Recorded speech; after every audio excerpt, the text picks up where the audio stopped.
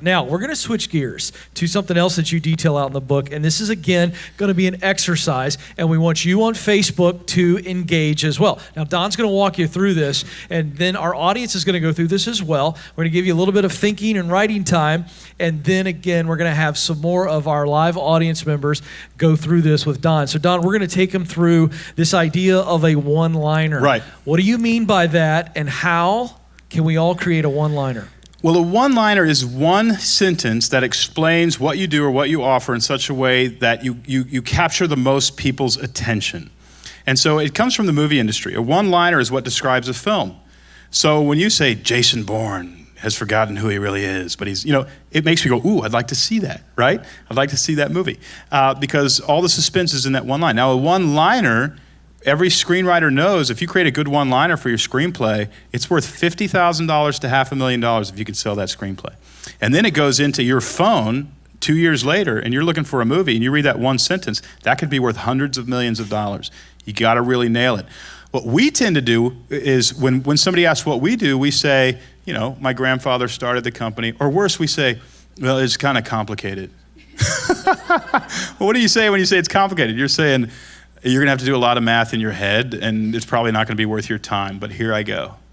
Well, they're not going to stick with you, right? We want to say something that attracts them right away, that makes them interested in what we're offering. So I'm going to take you through an exercise. It's a 3-part sentence, or it could be multiple sentences, but it's a one-liner. It's something you can say really quickly, and somebody says, what do you do? I want you to say this, right? And it works like this.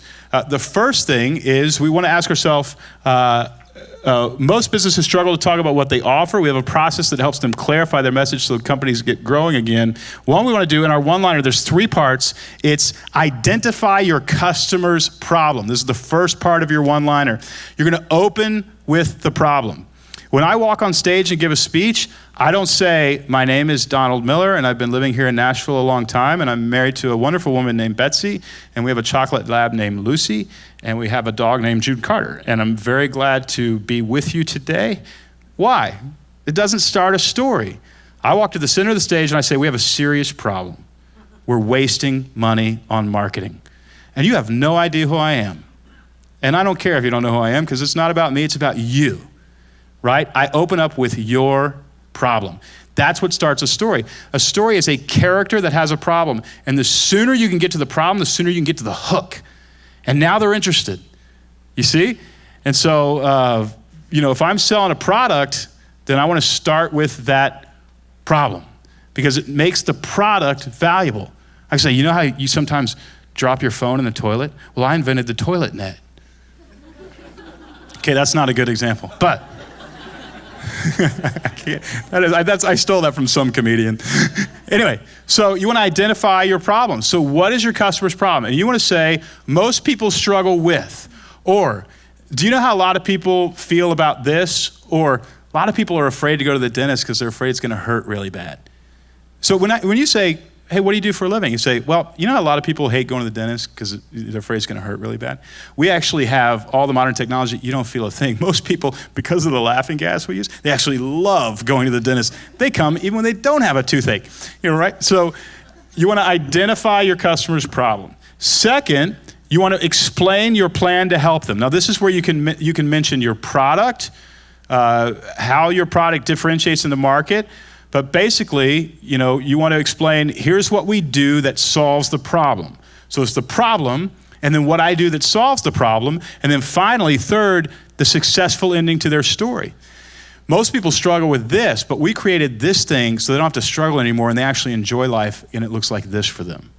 What is that? It's the summary of a story.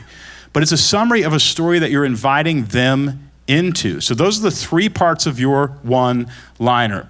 Now here's our one-liner. Most businesses struggle to talk about what they offer.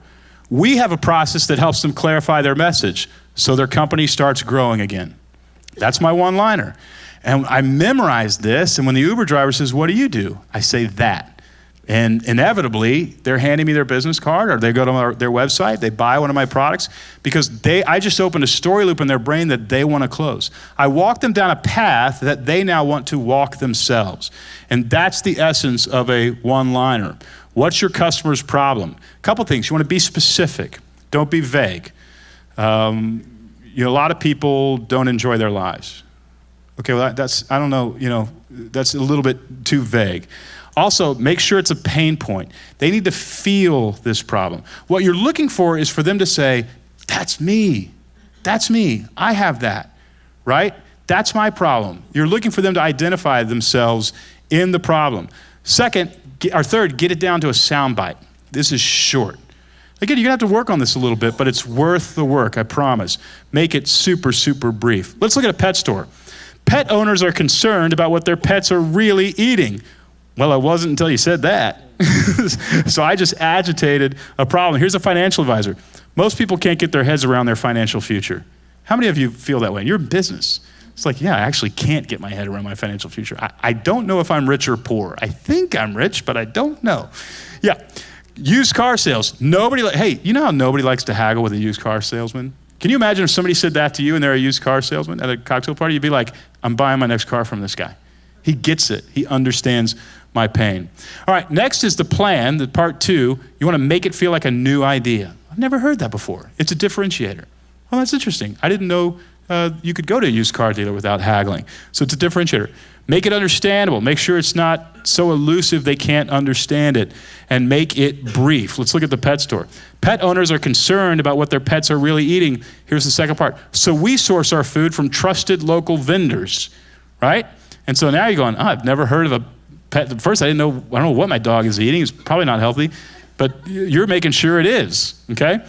Financial advisor. Most people can't get their heads around their financial future, so we created a financial map that puts all your info on a weekly dashboard. That's the differentiator. That's the resolution to my problem. Lastly, used cars. Nobody likes to haggle with a used car salesman, so we remove the salesman entirely. You can choose and test drive a car hassle-free. By the way, people are making billions of dollars with that exact business plan. They removed the resistance from the actual process. And third, you describe a happy ending to their story. Make it the controlling idea of your business. That means all your employees are trying to get people to this thing. You would think that Storybrand was in the business of clarifying your message. That's just our product. That's not what we're in the business of. We're in the business of increasing your revenue. We have a whole Slack channel that's just dedicated to, I doubled my sales. This person wrote in, they're seeing huge increases, blah, blah, blah. And that's the motivator for our entire company. We've got to get these people money. That's the controlling idea, is the resolution, the happy ending to their story is the business you're really in. Not the selling product, it's the happy ending that you're in the business in. Make it something they actually want, so they don't go, that sounds interesting, but I don't know if I want that, right? So I wouldn't say, so you can have a ton of flowers at your event. That's not the controlling idea, so that everybody will think that you gave the best event of the year. That's the happy ending. Right? And the flowers are just the product that gets me the happy ending, but I'm actually the person who sells the happy ending. Okay, so let's look at them all together. Pet owners are concerned about what their pets are really eating, so we source our food from trusted local vendors, which ensures your pet stays happy and healthy. There it is. Three statements, one-liner. Most people can't get their heads around their financial future, so we created a financial map that puts all your info on a weekly dashboard, giving you peace of mind about your finances. That's the result. Used car sales. Nobody likes to haggle with the car salesman, so we remove the salesman entirely. You can choose and test drive a car hassle-free, so you have a peaceful experience getting the car that you want. That's what a one-liner is. Now, what do we do with our one-liners? We have to repeat the one-liner hundreds of times before the masses will actually hear it. That means you use the exact same language over and over. I want you to do a lot with this one-liner. I want you to memorize it and be able to repeat it over and over. That means you're going to write it, and you're going to put it on an index card, and you'll put it in your pocket, and you'll carry it with you for months. And when you're at the grocery store, you're going to pull it out, and you're going to read it. It's going to be really unnatural for you to break the habit of rambling when somebody asks what you do. But it's an important habit to break, so you want to memorize it, okay? And then you want to teach it to your entire team. When you teach the one-liner to your entire team, you convert everybody on your team into a sales force. Everybody. They're sitting next to somebody at a baseball game, they say, what do you do? Who do you work for? They're going to repeat the one-liner. So the way you do that is you go down to the bank and you get a giant wad of $5 bills. You put a rubber band around it. Make sure it's like a mobster roll. And you're going to walk around the office. First of all, you're going to have a big day where you say, hey, we're all going to repeat the one-liner. Because people ask us what we do, and nobody knows how to answer. Are you guys frustrated by that? Nobody knows how to answer? So we're just going to write it up here. We're going to create a sentence. We're all going to memorize it. And what I'm going to do is over the next 6 months, I'm going to walk around with this giant wad of $5 bills. And if I say, hey, what do we do? And you repeat this sentence, I'm going to give you a $5 bill, right? Now, what you just did is you gamified some discipline of actually memorizing this thing because your team's not going to want to do it. And you made it positive. And once you're done with that $500, let's say you spent, $250. It's the best $250 you ever spent. Because now everybody knows. And it took me months, and then I started hearing it on the phones around the office. I'm like, they're saying it. They're saying it, right? And you just converted everybody into a sales team. It's free.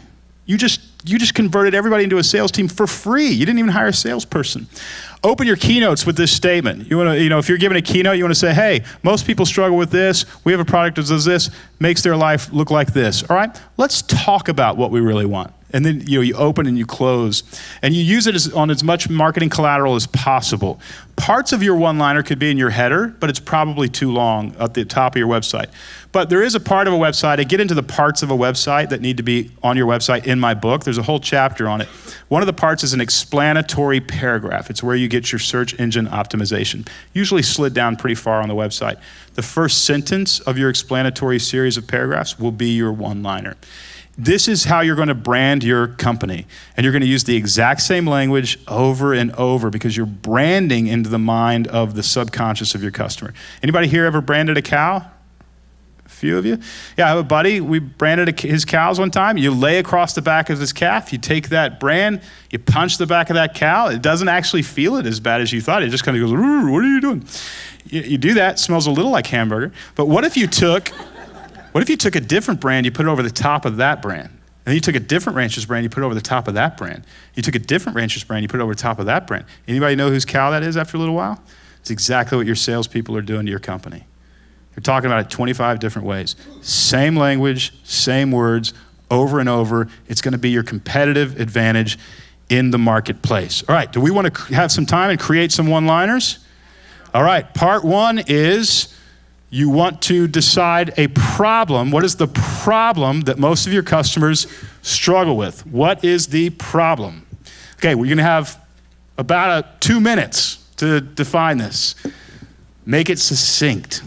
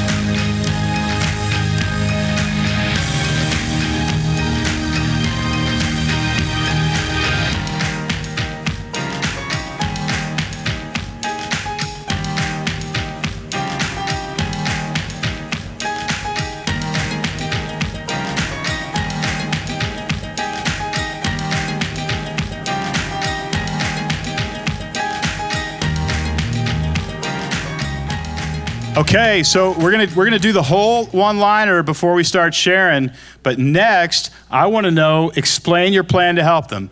We have a product or we have a plan that resolves that problem. That's part two. We have a product or a plan that resolves that problem, okay? Take another 1.5 to 2 minutes and add the second part of your one-liner.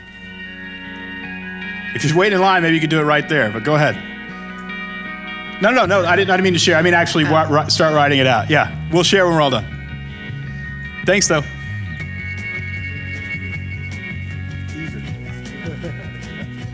Here's the overachievers are the ones in the line right now. The valedictorians. And hey, out on Facebook, you're doing this as well. All right, we want to see what you're doing. Can they comment on Facebook, Becky? They can. All right, so our team, our social media team is watching. So hey, let's get some of your comments on Facebook as well.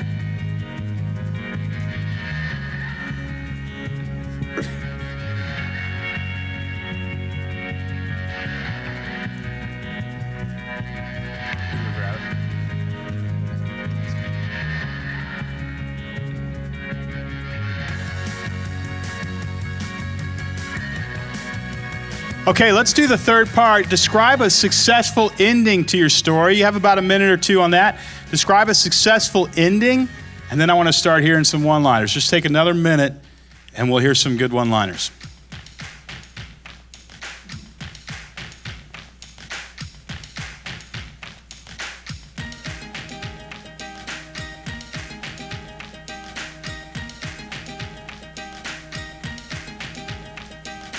I put our one-liner on the screen so you can read it and compare length and all that.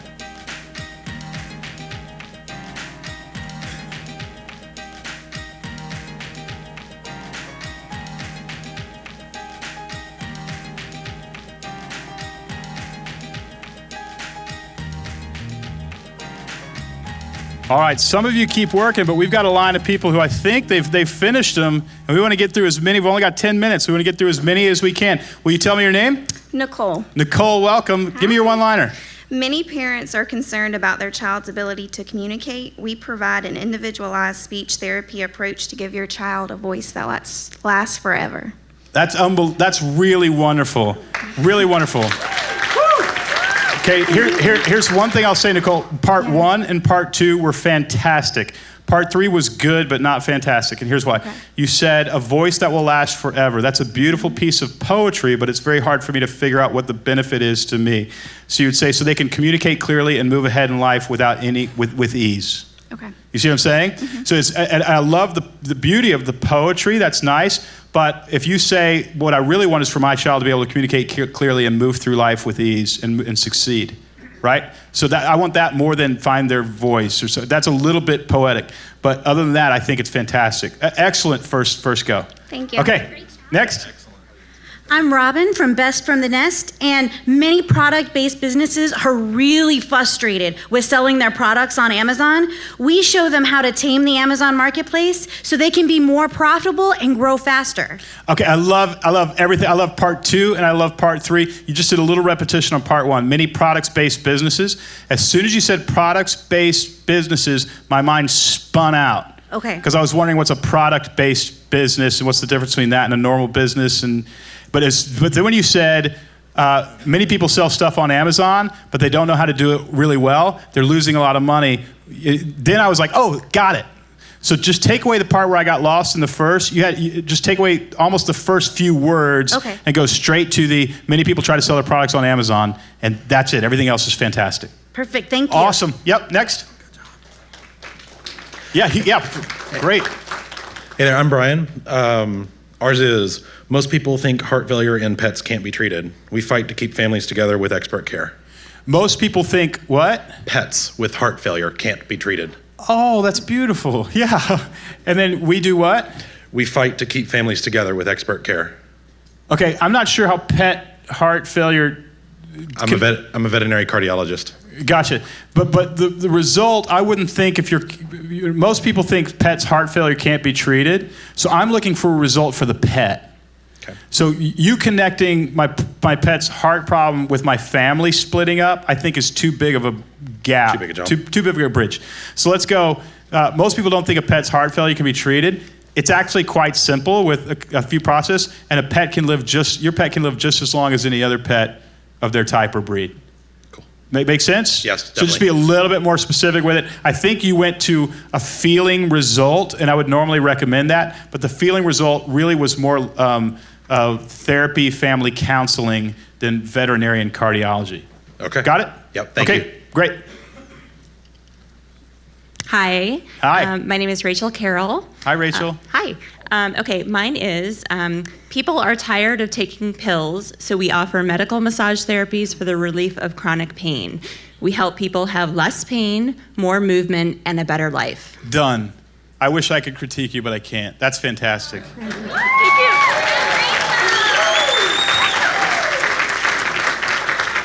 Yeah, wonderful. Yes. Hi, Don. I'm Frank. Many doctors fear going into private practice because they don't know enough about business. We guide doctors through the process of setting up a successful medical practice. That way, they can have the medical practice they've always dreamed of. I love it. I love parts 1 and part 2. They could be a little more succinct in terms of words. Part 3, let's give me a little more than just what I'm dreamed of. So they can be successful as doctors and as business people, or something like that, right? Because Right. dreamed of is just a little bit elusive. Other than that, I think it's great. Yeah, fantastic. Thank you. Can you see how at a cocktail party, if there was a doctor who was thinking about leaving their hospital and starting a private practice or something, you can see how they would want to talk to I you? run into them all the time. Yeah, they'd want to talk to you. Guaranteed. Fantastic. Good Thank you. stuff. Hi.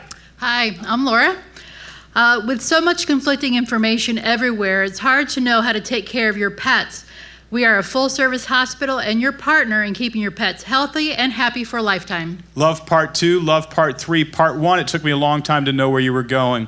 So when you said, with so much conflicting information everywhere, okay, where does my mind go? Internet, hacking, Russian people getting North Korean. That's my side job. Can I be honest? You didn't have to tell us. It was obvious. Say hi to Kim Jong. Also, so I would just get right to the veterinarian part. Okay. I would say when it comes to pets, now I'm in. There's so much conflicting information. When it Got comes it. to pets, there's so much conflicting information about how to care for them. Now, you framed it before you got to the information, so my mind didn't go off in a trail. Perfect, thank you. Wonderful. Great. Thank you.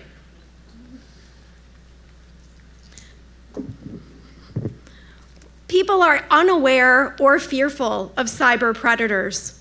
We offer free cybersecurity training, and we'll come to your house to help you implement cybersecurity so that you can protect your family and use the internet with confidence and vigilance. I really like it. It's fantastic. There's one thing I want you to hone in on. What kind of cyber predator? Like what? I want you to get to what this, because you said cyber predator, and there's so much, like they can take my credit card number, my debit card number. They can take, hey, I live by it. That's not a joke. My wife and I both. So they can take that information. They can, try to meet my kids at the corner, or something like that. I want you to get a little bit more specific about what a cyber predator can do to my house, because I was a little confused between home security and cyber predator.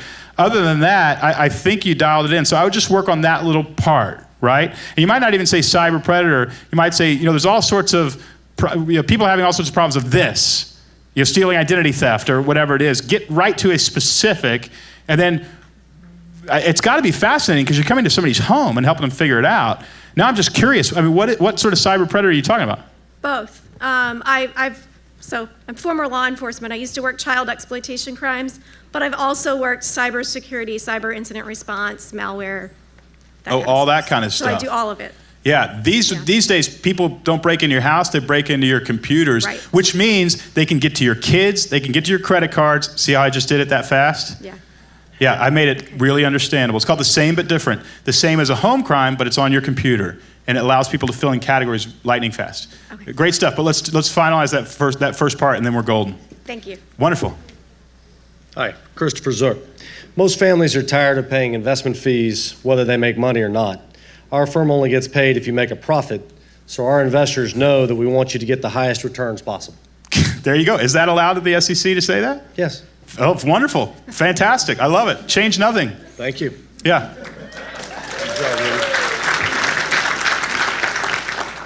Hi, my name is Skip, and most businesses struggle with accounts receivables issues. With what issues, I'm sorry? Accounts receivables issues. Gotcha. We help clients convert receivables into cash flow. I think that's fantastic. Yeah, I think it's fantastic. So that they can Grow their business. There you go. Let's add that third part. Yep. Jordan Satterwhite. Trucks today are expensive. We help you get the most of it. We protect your truck from the abuse life dishes out. We make it a more profitable work thing and a more fun play thing. Okay, I like a lot of that. Trucks today are more expensive. My mind actually went to big rigs. So I don't know why it did, but it did. And I'm just telling you as a novice, that's what I'm hearing. Pickup trucks. Okay, so I'm your, and you like Rhino line and all that? That's a cuss word. We do line X, but you do line I see X. what you're going. Yeah, I'll forgive you. Sorry. Fantastic. So I am your client. Like 2 months ago, bought an F-150, paid cash for it. I did. I was so happy. Saved up, and I'm used to driving a little bitty Toyota FJ40, and now I have a car that's twice as long, so I've hit the mailbox twice. So I'm your guy, right? So you want to say most people are scared to death to scratch their new truck. Okay. Okay, or something like that. Most people, instead of protect their investment on whatever, it's, most people are scared to death to scratch their new truck or make their new truck look like garbage or whatever. We have a bunch of processes, whatever. But get me to the point.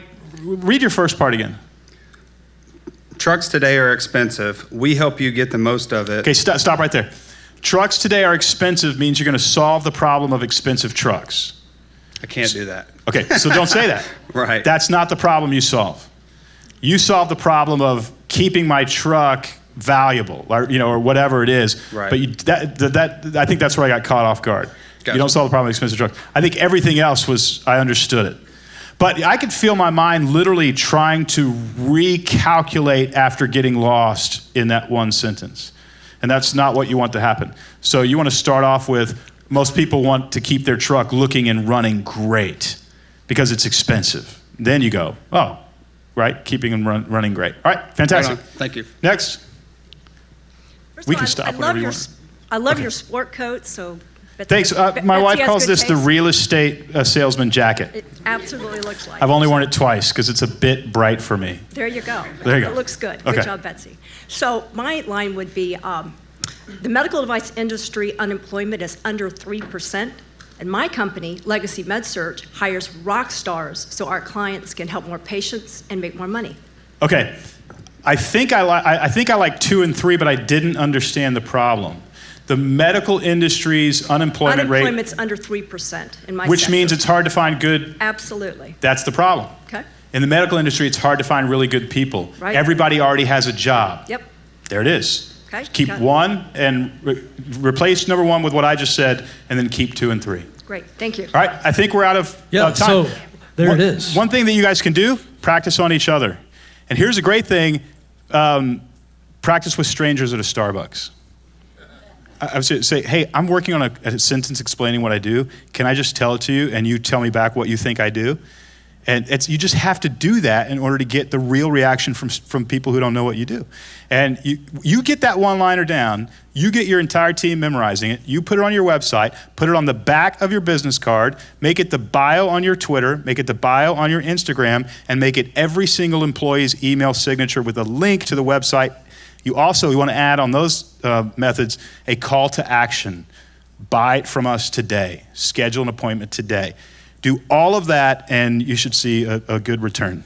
Thank you so much, Ken. Yes, absolutely. And before we let him go, speaking of a call to action, we want you to get the first 3 chapters of this book absolutely free. Now, we want you to buy the book as well, but the first 3 chapters free. For those of you watching right now, all you got to do is text Storybrand to 33444. That's 33444. Storybrand, no spaces, and you get the first 3 chapters. Great stuff. This book is going to change so many businesses. I want to say a big thank you to all of you that are tuning in on Facebook. A big thank you to our amazing live studio audience, and of course, a big thank you to Donald Miller. Appreciate you, buddy. Thank you, Ken.